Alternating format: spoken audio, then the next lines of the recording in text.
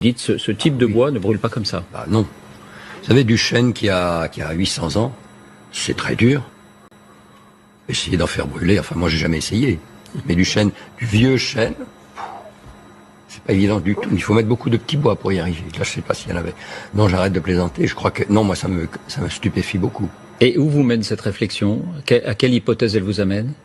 Je vois pas d'hypothèse que je puisse dire.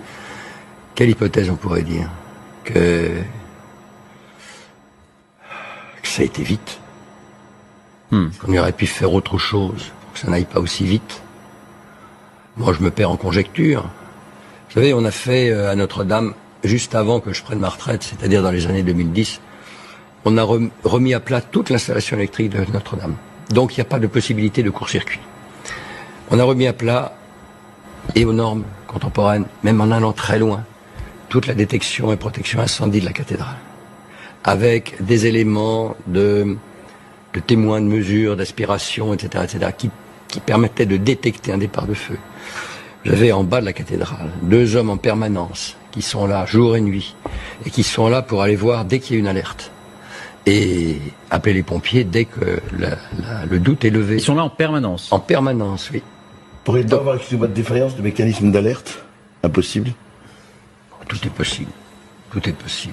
Moi, je vois mal parce que, bon, ça a été un travail colossal.